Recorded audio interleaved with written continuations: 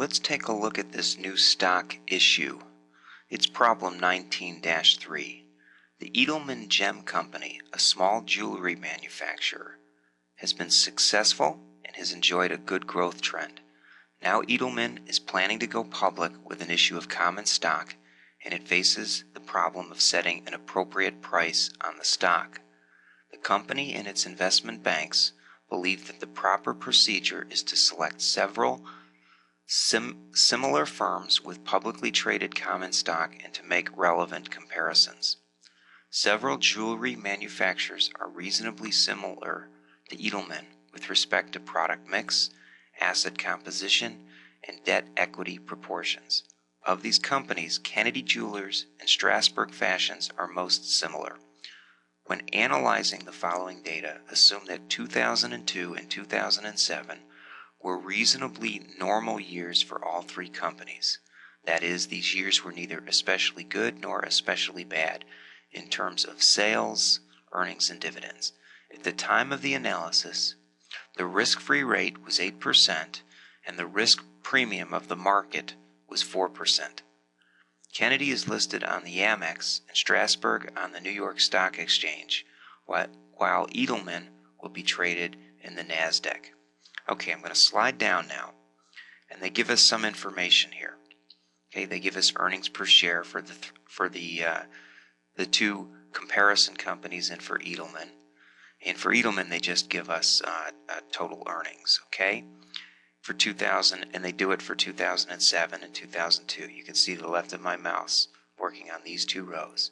Then they give us the price per share of Kennedy and Strasbourg in 2007, and the dividends per share for the comparison companies, as well as looks like the dollar amount of dividends, and the book value per share and the book value for Edelman, the market to book ratio, and then the total assets of the three companies.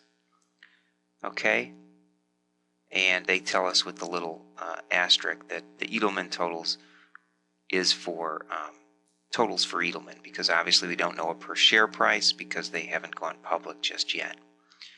Okay, and then there's a number of items we're going to address. And the first thing we'll tackle is Part A, which says, assume that Edelman has 100 shares of stock outstanding. Use this information to calculate earnings per share, dividends per share, and book value per share for Edelman. And then they tell us Edelman's 2007 earnings per share is 12,000. Okay, now we're going to work this off to the side. Hopefully we won't have to go back and forth too often. But we have the information here. Earnings per share, data,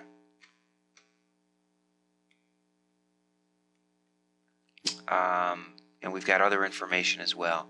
Okay, so let me slide over here. We'll see if we can just tackle Part A first. So why don't I just bring it to here so we can see Part A. Okay, and I've worked a little bit of ahead of time just to make the demo go relatively quickly. Okay, the earnings per share 2002, they gave us up here was 816,000, and that's for year 2002. For 2007, it's 1,000,002. And they told us they assume Edelman has 100 shares of stock outstanding. So if we slide this way, we see the 100 shares of stock outstanding written there. Okay, so sliding back over, let me slide back over now.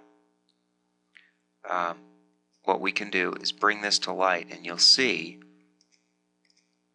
that what I'm calculating, I'll hit the F2 key, is 816,000, which was given, it's right there, it's cut off, the 2002 earnings for Edelman, divided by 100, which would be 100 shares.